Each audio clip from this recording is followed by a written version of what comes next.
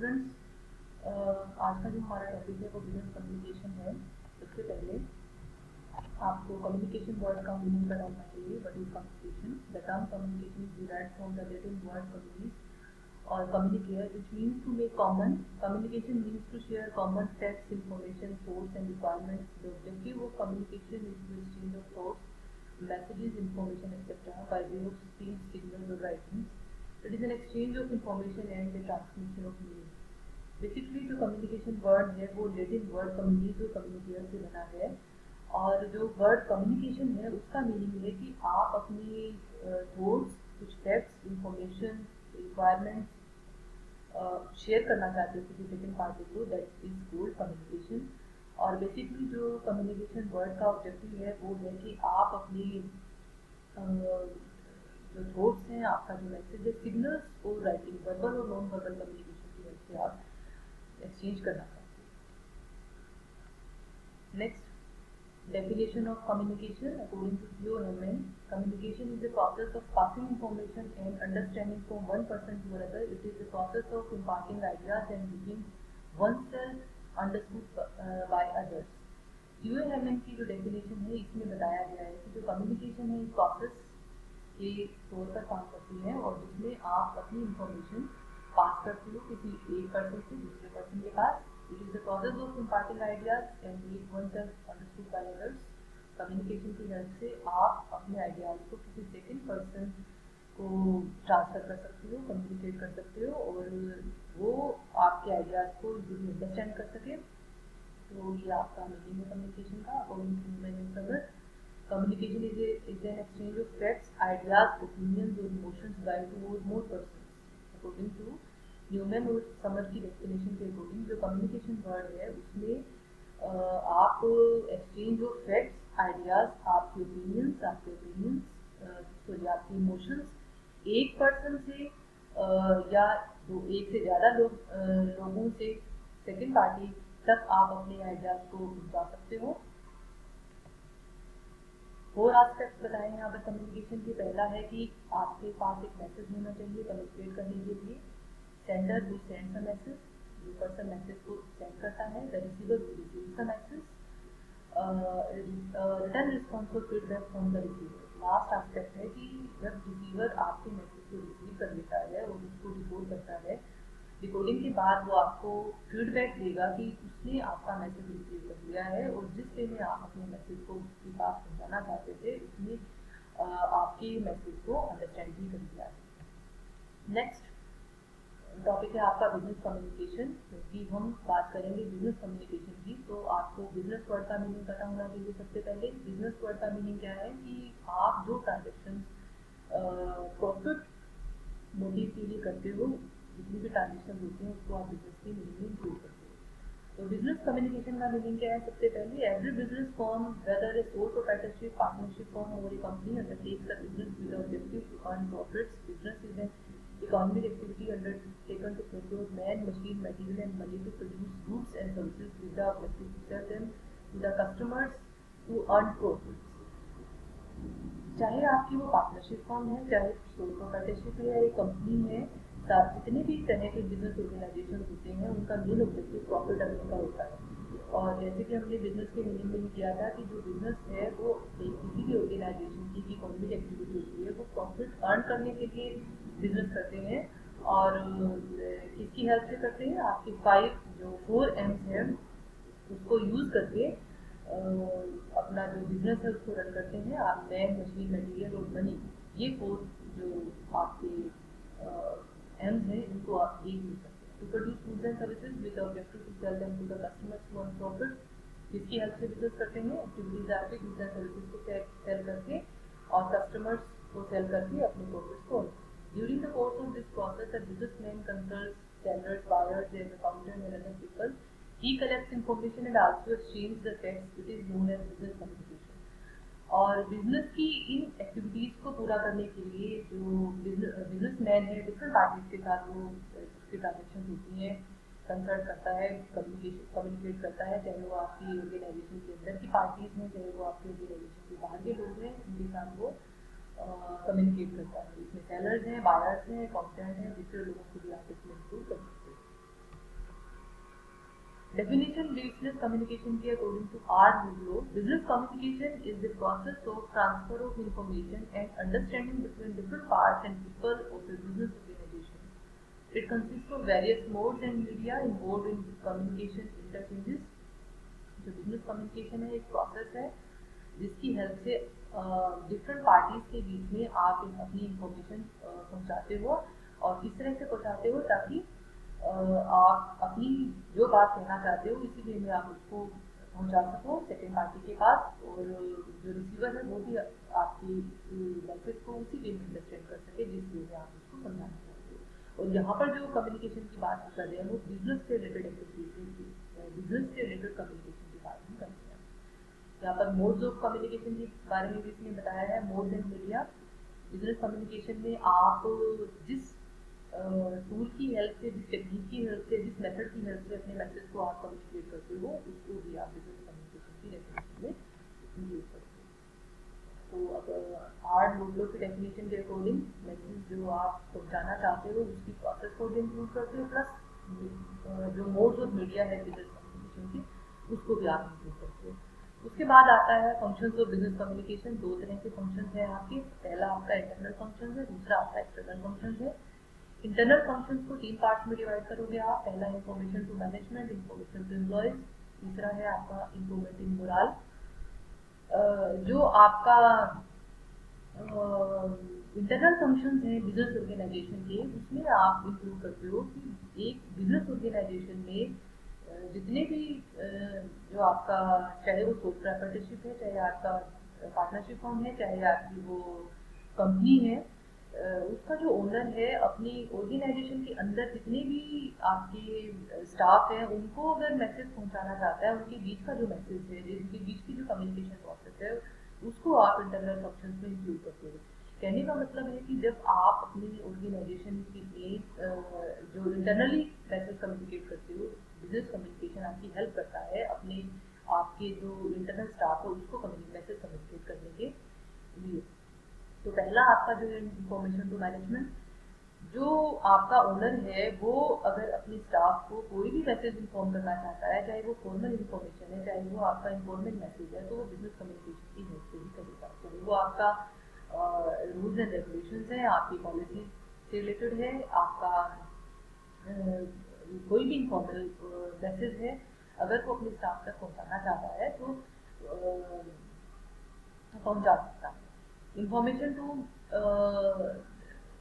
Management में आप और इंफॉर्मेशन टू एम्प्लॉयज में आपका डाउनवर्ड कम्युनिकेशन आता है, इंफॉर्मेशन टू मैनेजमेंट में आपका अपवर्ड कम्युनिकेशन आता है कि जब आपका जो एम्प्लॉयज है अपना मैसेज मैनेजमेंट तक पहुंचाना चाहते हैं तो उसको आप टू वे कम्युनिकेशन में यूज करेंगे। Third one is improvement in moral.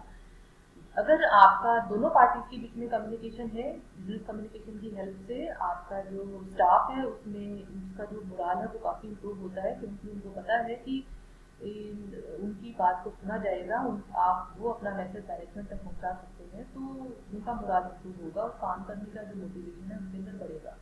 जब भी बात एक कम्युनिकेशन की आती है, एक अच्छी कम्युनिकेशन की आती है और बिजनेस कम्युनिकेशन की बात आती है तो हम वहाँ पर हमेशा टू वे कम्युनिकेशन की बात करते हैं। तो इंटरनल फंक्शंस में आप इंक्लूड करते हो कि बिजनेस कम्युनिकेशन आपकी हेल्प करता है एम्प्लॉयज़ को इन्फॉर्मेशन प्रोवाइड करने के लिए, दूसरा है अगर एम्प्लॉयज़ अपनी बात मैनेजमेंट तक पहुंचाना चाहते हैं, और तीसरा है जो आपका स्टाफ है उसमें उनकी मोरल में इम्प्रूवमेंट होता है। एक्सटर्नल फंक्शंस में आप इंक्लूड करते हो कि जब एक बिजनेस ऑर्गेनाइजेशन को अपना मैसेज कम्युनिकेट करना होता है एक्सटर्नल पार्टीज को, विद इन ऑर्गेनाइजेशन नहीं आउटसाइड ऑर्गेनाइजेशन, अपना मैसेज अगर कम्युनिकेट करना होता है तो आप उसको एक्सटर्नल बिजनेस कम्युनिकेशन में इंक्लूड करोगे और बिजनेस कम्युनिकेशन आपकी हेल्प करता है आपके ऑर्गेनाइजेशन से बाहर आपके मैसेज को कम्युनिकेट करने के लिए। पहला आपका एक्सटर्नल फंक्शंस में इंक्लूड करोगे आप to make relations with suppliers. अगर आपका चाहे सोल प्रोप्राइटरशिप है, पार्टनरशिप फर्म है, कंपनी है, अगर आपका जो बिजनेस है वो गुड्स एंड सर्विसेज गुड्स को प्रोड्यूस करने का है तो आप अपने सप्लायर्स के साथ बिजनेस कम्युनिकेशन की हेल्प से अपना मैसेज कम्युनिकेट करते हो कि आपको कितनी तरह का रॉ मटेरियल चाहिए, कितनी क्वांटिटी का रॉ मटेरियल चाहिए और आपको जो रॉ मटेरियल है उसकी क्वालिटी क्या होगी और किस टाइम तक आपको वो रॉ मटेरियल चाहिए। तो बिजनेस कम्युनिकेशन की हेल्प से ये सारी इन्फॉर्मेशन आप अपने सप्लायर्स को पहुंचा सकते हो। रिटर्न में सप्लायर्स आपको रिस्पॉन्स देंगे बिजनेस कम्युनिकेशन की हेल्प से ही कि आप उनका प्राइस क्या होगा, आप तक वो जो गुड्स की डिलीवरी है वो कब तक कर सकते हैं। तो बिजनेस कम्युनिकेशन आपका और आपके सप्लायर्स के बीच में जो रिलेशनशिप है उसको मजबूत बनाता है। Sale of goods and services business communication secondly आपकी हेल्प करता है गुड्स एंड सर्विसेज को सेल करने के लिए। और इसमें हम एग्जाम्पल लेते हैं आपका जो प्रमोशन से रिलेटेड एक्टिविटीज को हम इसमें इंक्लूड करते हैं। जैसे कि अगर एडवर्टीजमेंट का अगर हम यहाँ पर एग्जाम्पल लेते हैं तो जो आपका ऑर्गेनाइजेशन है वो एडवर्टीजमेंट की हेल्प से आपकी गुड्स की और सर्विसेज के बारे में सारी इन्फॉर्मेशन प्रोवाइड करता है आपके पोटेंशियल कस्टमर्स को। और आप प्रमोशन के साथ आप अपना जो पर्सनल सेलिंग का एग्जांपल इसमें ले सकते हैं। पर्सनल सेलिंग की एक वे ऑफ कम्युनिकेशन है, आप कम्युनिकेशन करते हो अपने पोटेंशियल कस्टमर्स के साथ। आप अपने प्रोडक्ट के बारे में गुड्स के बारे में सारी इन्फॉर्मेशन को प्रोवाइड करते हो कि आपकी गुड्स का प्राइस क्या है, इसकी क्वांटिटी क्या है, इसकी क्वालिटी क्या है। तो इट मीन्स जो बिजनेस कम्युनिकेशन है वो आपको आपकी गुड्स एंड सर्विसेज को अल्टीमेटली आपके पोटेंशियल कस्टमर्स को सेल करने में आपकी हेल्प करता है। थर्ड है रिपोर्ट टू ओनर शेयरहोल्डर्स। जो आपके शेयरहोल्डर्स हैं वो रियल ओनर होते हैं आपकी कंपनी के। तो यहाँ पर हम कैसे बिजनेस कम्युनिकेशन आपकी हेल्प करता है शेयरहोल्डर्स को रिपोर्ट करने में, शेयरहोल्डर्स के साथ कम्युनिकेट करने में, हम वो यहाँ पर करेंगे। फर्स्टली जब आप इनिशियल स्टेज पर अपने शेयर इशू करते हो तब बिजनेस कम्युनिकेशन आपकी कैसे हेल्प करता है, क्योंकि जब भी आपको फ्रेश इशू करना होता है तो कंपनी अपने प्रॉफिट एंड लॉस अकाउंट और अपनी बैलेंस शीट, अपनी प्रॉफिटेबिलिटी और अपनी फाइनेंशियल पोजीशन के बारे में आपको बताता है। वो भी बिजनेस कम्युनिकेशन की हेल्प से ही बताएगा। और उसके बाद आपकी जो पोटेंशियल शेयर होल्डर्स हैं वो आपकी दी हुई इंफॉर्मेशन के ऊपर विश्वास करके ही आपकी कंपनी में इन्वेस्टमेंट करते हैं, आपके शेयर को परचेज करते हैं। दूसरा है अगर वो आपके शेयर होल्डर्स बन गए हैं, आपके शेयर्स को उन्होंने परचेज कर लिया है, उसके बाद जब आपने उनको डिविडेंड डिक्लेयर करना है, आप चाहे वो आपका इंटरम डिविडेंड है, फाइनल डिविडेंड है, या at the end of the year आपको आपकी फाइनेंशियल पोजीशन के बारे में, अपनी प्रॉफिटेबिलिटी के बारे में अपने शेयर होल्डर्स को बताना है, तो भी आप बिजनेस कम्युनिकेशन आपकी हेल्प करता है। Report to government, next point है आपका कि गवर्नमेंट को आप अपना मैसेज पहुंचाते हो टाइम टू टाइम। चाहे वो टैक्सेशन के पॉइंट ऑफ व्यू से है, गवर्नमेंट को हर एक ऑर्गेनाइजेशन के लिए ज़रूरी होता है रिटर्न फाइल करना, और ये भी मैसेज है, रिटर्न मैसेज है गवर्नमेंट की तरफ एक ऑर्गेनाइजेशन का, और ये आप बिजनेस कम्युनिकेशन की हेल्प से कर सकते हैं to create goodwill for the business. अब बात आती है कि कैसे बिजनेस कम्युनिकेशन एक बिजनेस की गुडविल को बढ़ाने में आपकी हेल्प करता है। अभी ये जैसे हमने ऊपर बात किया कि अगर आपका ओनर का, आपकी ऑर्गेनाइजेशन के ओनर का अगर आपकी एम्प्लॉयज़ के साथ कम्युनिकेशन है, इंटरनल आपके स्टाफ के साथ टू वे कम्युनिकेशन है, आपकी सोसाइटी के साथ आपका कम्युनिकेशन है, कस्टमर्स के साथ आपका टू वे कम्युनिकेशन है, शेयरहोल्डर्स के साथ हमने बात की कि आप अपनी बातें उनको बताते हो, गवर्नमेंट के साथ आपका टाइम टू टाइम जो भी इंफॉर्मेशन की ज़रूरत होती है वो सारी इन्फॉर्मेशन आप गवर्नमेंट को प्रोवाइड करते हो। तो ये सारी चीज़ें आप गुडविल को इम्प्रूव करने में, गुडविल बढ़ाने में आपकी हेल्प करता है। तो इस तरीके से जो आपका बिजनेस कम्युनिकेशन है वो आपकी ऑर्गेनाइजेशन की गुडविल को बढ़ाता है। उसके बाद बात आती है आपकी basic forms, medium, methods, channels of communication. चाहे आप चैनल्स ऑफ कम्युनिकेशन कहो या इसकी फॉर्म्स ऑफ कम्युनिकेशन आप कह सकते हो। तो दो तरह के कम्युनिकेशन होंगे आपका। First one is non verbal communication, दूसरा आपका वर्बल कम्युनिकेशन है। बिजनेस कम्युनिकेशन में आप दोनों तरह के कम्युनिकेशन को यूज कर सकते हो। एक सिंगल कम्युनिकेशन को भी यूज कर सकते हो, दोनों दूसरे वर्बल कम्युनिकेशन को भी यूज कर सकते हो, दोनों को मिला के भी आप कर सकते हो। वर्बल कम्युनिकेशन को दो पार्ट में डिवाइड किया है इसमें, ओरल कम्युनिकेशन और रिटन कम्युनिकेशन। तो यूज करना बात का इशू है। सबसे पहले आपको इनकी मीनिंग का पता होना चाहिए। सबसे पहले तो नॉन वर्बल कम्युनिकेशन क्या है। नॉन वर्बल कम्युनिकेशन का मीनिंग है the term non-verbal means without words. Non-verbal communication is the communication without words. There are two effective means of non-verbal communication. जो non-verbal communication है उसमें आप words को use नहीं करते। विदाउट वर्ड्स जो भी कम्युनिकेशन होता है दो पार्टीज के बीच में एक बिजनेस में, तो उसको आप non There are two effective means of non-verbal communication. Firstly, non-verbal form of communication includes such things as red and green traffic lights, and secondly, another means of non-verbal communication is body language. It was originally given the scientific name Connexus. अभी हमने जो बात की कि non verbal communication का meaning है वो communication जिसमें आप वर्ड को यूज नहीं करते। और जैसे कि आप एग्जाम्पल इसमें दिया है कि नॉन वर्बल कम्युनिकेशन में पहला जो फॉर्म है उसमें आप इंक्लूड करोगे सिग्नल्स को, साइंस को, जो डिफरेंट साइंस होती हैं उसको आप इसमें इंक्लूड करोगे। तो इसमें red and green traffic lights का एग्जाम्पल लिया है। उसके बाद सेकंड जो फॉर्म है इसका उसमें बॉडी लैंग्वेज का एग्जाम्पल दिया है कि नॉन वर्बल कम्युनिकेशन में जब आप अपने बॉडी लैंग्वेज को यूज़ करते हो और अपने मैसेज कम्युनिकेट करते हो उसकी हेल्प से, तो आप इसको नॉन वर्बल कम्युनिकेशन में इंक्लूड करते हो। उसके बाद आता है functions of non verbal communication. First one is to provide information. जो नॉन वर्बल कम्युनिकेशन है बिजनेस में जो मेन फंक्शन है नॉन वर्बल कम्युनिकेशन का वो है कि आप इंफॉर्मेशन प्रोवाइड कर सकते हो। एक ऑर्गेनाइजेशन में एक एम्प्लॉयर अपने एम्प्लॉयज़ को, एम्प्लॉयज़ अपने एम्प्लॉयर को जो मैसेज है उसको कम्युनिकेट कर सकते हैं, अपनी इंफॉर्मेशन को, बिजनेस से इंफॉर्मेशन को कम्युनिकेट कर सकते हैं। To regulate the flow of conversation, कई बार वर्बल कम्युनिकेशन के साथ अगर आप नॉन वर्बल कम्युनिकेशन यूज करते हो तो आप आपका जो फ्लो है कम्युनिकेशन का, कन्वर्जेशन का, वो बना रहता है और बल्कि जो आपका फ्लो है वो ज़्यादा रेगुलेट होता है। टू एक्सप्रेस इमोशंस, मोस्टली आप जब इमोशंस की बात आती है तो आप वहाँ पर नॉन वर्बल कम्युनिकेशन आपका यूज होता है। तो अगर बिजनेस के पॉइंट ऑफ व्यू से आप बात करो तो वहाँ भी अगर जो डिफरेंट पार्टीज हैं बिजनेस में वो अपने इमोशंस एक्सप्रेस करना चाहते हैं तो आप उसको नॉन वर्बल कम्युनिकेशन की हेल्प से इंक्लूड कर सकते हो, चाहे वो जेस्चर्स हैं, बॉडी लैंग्वेज है। To qualify a complement, contradict और एक्सपेंड वर्बल मैसेजेस, जो हमने सेकंड पॉइंट में भी बात की थी कि जब आप अपने वर्बल कम्युनिकेशन को ज़्यादा उसकी क्वालिटी को इम्प्रूव करना चाहते हो तो साथ में अगर आप नॉन वर्बल कम्युनिकेशन को भी अगर यूज़ करते हो तो आपका जो मैसेज है वो ज़्यादा इफेक्टिव होगा। To influence others, non verbal communication को आप सेकंड पर्सन को इन्फ्लुएंस करने के लिए, उसको कंट्रोल करने के लिए आप यूज़ कर सकते हो। टू सिंप्लीफाई स्पेसिफिक टास्क, जो नॉन वर्बल कम्युनिकेशन है वो आपके जो डिफरेंट आपके ऑब्जेक्टिव्स हैं उनको पूरा करने के लिए, आपकी जो टफ जो मैसेजेस हैं उनको सिंप्लीफाई करने के लिए आपकी हेल्प करता है।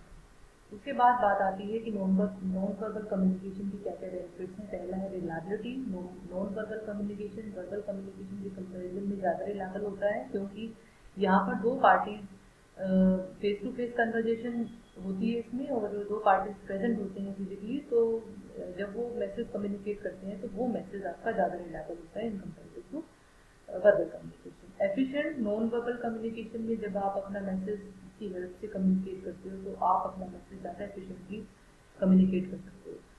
क्रेडिबिलिटी में आता है कि जितनी ज़्यादा आप अपने इफेक्टिव वे में आपके कम्युनिकेशन में आप अपने मैसेज को कम्युनिकेट करने में जब आप नॉन वर्बल कम्युनिकेशन को आप यूटिलाइज करते हो तो उससे आपकी पर्सनल जो क्वालिटीज़ है उसमें इंप्रूवमेंट होती है। तो आपके जो पर्सनल ट्रेड्स हैं उसमें इंप्रूवमेंट होगी अगर आप अफेक्टिव वे से नॉन वर्बल कम्युनिकेशन को यूज़ कर सकते हो। जैसे कि जेस्चर्स को आपने यूज़ किया अफेक्टिव वे में। एक्यूरेट अंडरस्टैंडिंग ऑफ एटीट्यूड्स, क्योंकि यहाँ पर बात आती है कि दोनों पार्टीज फिजिकली प्रेजेंट हैं।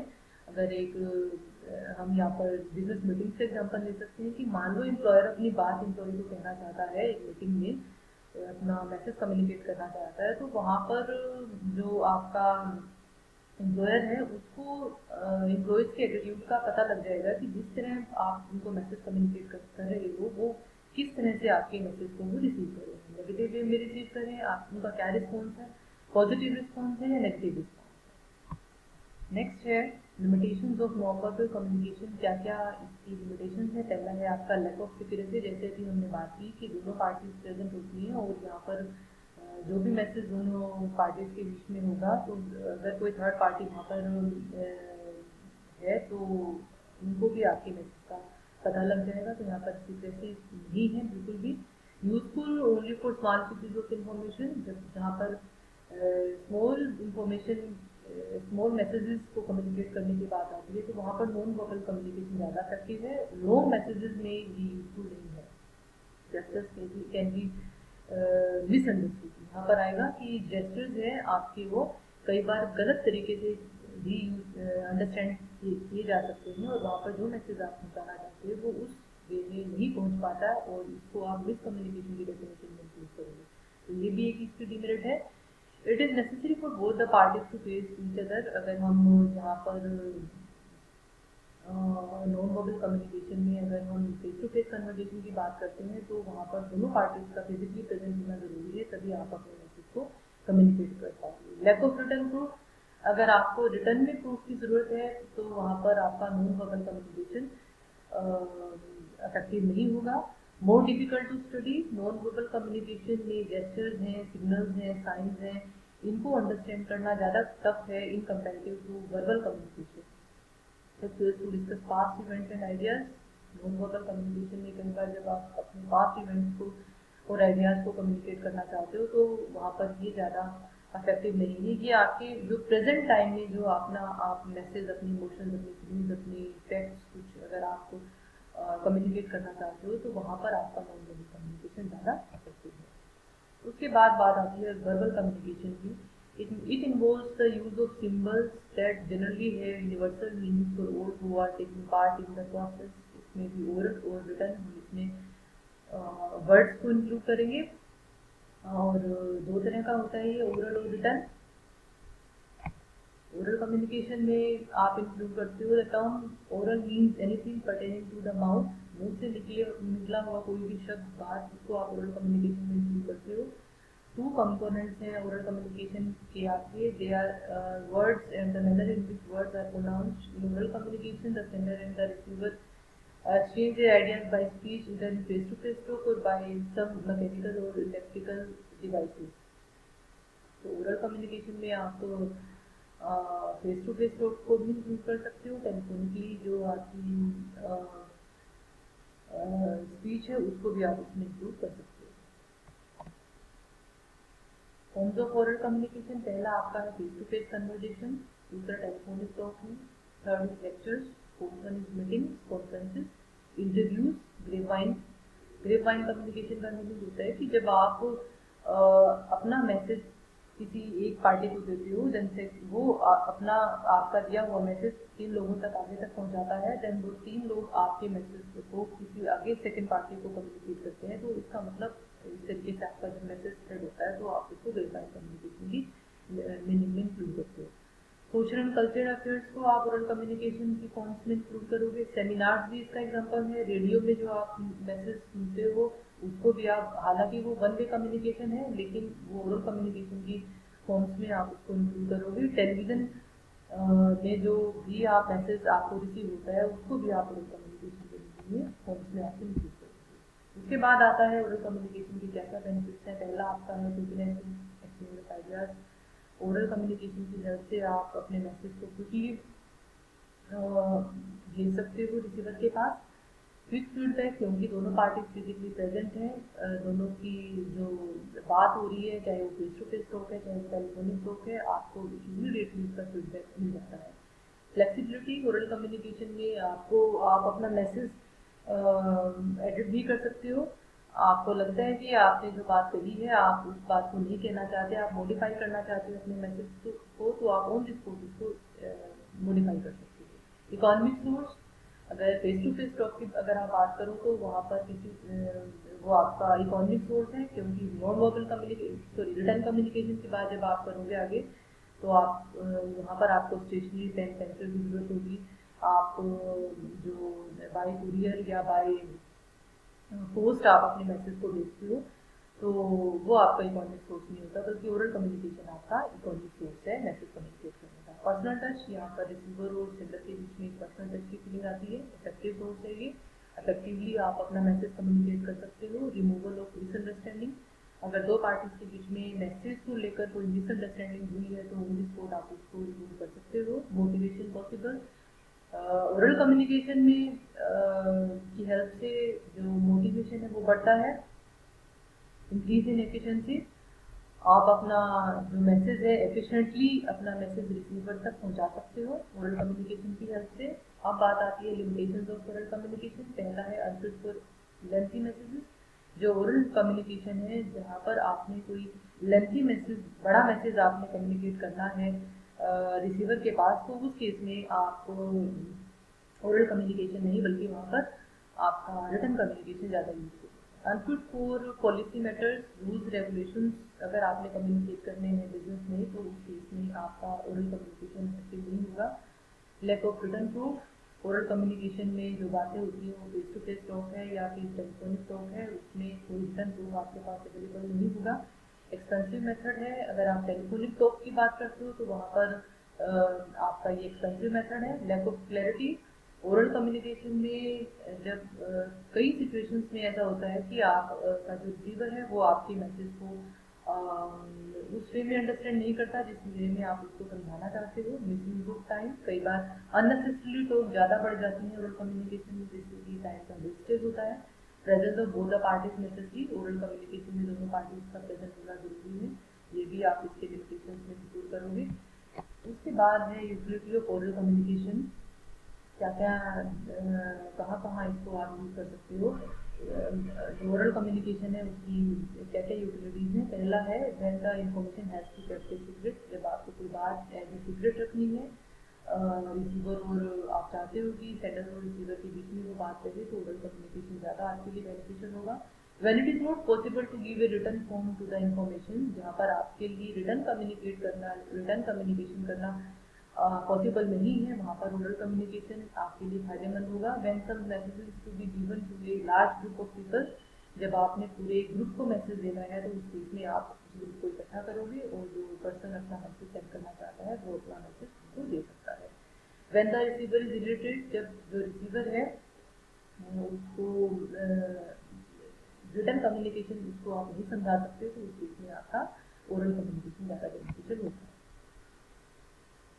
उसके बाद बात आती है रिटर्न कम्युनिकेशन की। रिटर्न कम्युनिकेशन का मीनिंग क्या है? Return communication is that communication in which information is exchange in return form, जहाँ पर आपकी जो इन्फॉर्मेशन है वो रिटर्न फॉर्म में आप शेयर करते हो, उसको आप रिटर्न कम्युनिकेशन के मीनिंग में यूज करते हो। It is the most formal of all type of communication. With the advancement of technology, the scope of written communication has widened. It covers electronic means like email and text. तो यहाँ भी बात आती है कि आपने वर्ड्स को return form में यूज करके आपने अपने मैसेज को कम्युनिकेट किया है, तो वहाँ पर आपको इसको आप रिटर्न कम्युनिकेशन कहते हो। इसमें आप ईमेल्स और text as a mode of communication आप यूज कर सकते हो। इसके अलावा हम आगे इसकी बेनिफिट्स की भी बात करेंगे कि जब आपको बहुत ज़्यादा लेंथी मैसेज की ज़रूरत होती है, रिटर्न प्रूफ की ज़रूरत होती है, वहाँ पर आपको रिटर्न कम्युनिकेशन आपके लिए ज़्यादा बेनिफिशियल होता है। यहाँ पर हम बात करेंगे एडवांटेजेस क्या क्या हैं रिटर्न कम्युनिकेशन की। पहला है सुटेबल फॉर लेंथी मैसेजेस, बहुत लंबे मैसेजेस अगर आपने देने हैं तो वहाँ पर ओरल कम्युनिकेशन आपके लिए पॉसिबल नहीं होगा, आपको रिटर्न कम्युनिकेशन ही यूज़ करना पड़ेगा। रिटर्न प्रूफ, जब भी बात रिटर्न प्रूफ की आती है तो रिटर्न कम्युनिकेशन ही आपके लिए बेनिफिशियल है, क्योंकि आप उसको as a written proof future के रेफरेंस के लिए आप उसको रख सकते हैं। क्लियर मैसेज, रिटर्न कम्युनिकेशन में जो बात लिखी होती है आपकी वो एक क्लियर होता है, उसको मिसअंडरस्टैंड या फिर उसको मिसइंटरप्रिटेट या फिर आप उसको चेंज नहीं कर सकते, कन्वर्ट नहीं कर, डाइवर्ट नहीं कर सकते उस मैसेज को। जो बात लिखी हुई है उसी वे में आपको वो अंडरस्टैंड करनी होगी। लेस एक्सपेंसिव, क्योंकि जो रिटर्न कम्युनिकेशन है इसमें आप अपना स्टेशनरी यूज़ करते हो, और ओरल कम्युनिकेशन में जैसे आपने बात की थी टेलीफोनिक एक्सपेंसेस की, हमने बात की थी, वो यहाँ पर एक्सपेंसेस नहीं होंगे। टाइम सेविंग है, जो बात आप कहना चाहते हो सिर्फ जो मैसेज आप पहुँचाना चाहते हो वही मैसेज आप पहुँचाओगे, यहाँ पर जो फालतू बातें हैं वहाँ पर उसका कोई चांस नहीं है। Presence of both the parties most necessary, return communication के केस में दोनों पार्टीज का, सेंडर और रिसीवर का फिजिकली प्रेजेंट होना जरूरी नहीं है। अगर आपका रिसीवर कहीं दूसरी जगह पर बैठा है और आप उसको मैसेज कम्युनिकेट करना चाहते हो तो आप इजीली कर सकते हो। फ्लूएंट एंड इफेक्टिव, जो आपका रिटर्न कम्युनिकेशन है उसमें आपका मैसेज सही होगा और इफेक्टिव वे में आप उसको दे सकते हो। Communication at different places, return communication की हेल्प से आपका रिसीवर चाहे कहीं भी बैठा हो, डिफरेंट प्लेस पर बैठा हो, आप अपना मैसेज दे सकते हो उसको, चाहे वो आपका टेक्स्ट की हेल्प से है, ईमेल की हेल्प से है। Limitations of written communication, unfit for uneducated person, पहला पॉइंट है आपका कि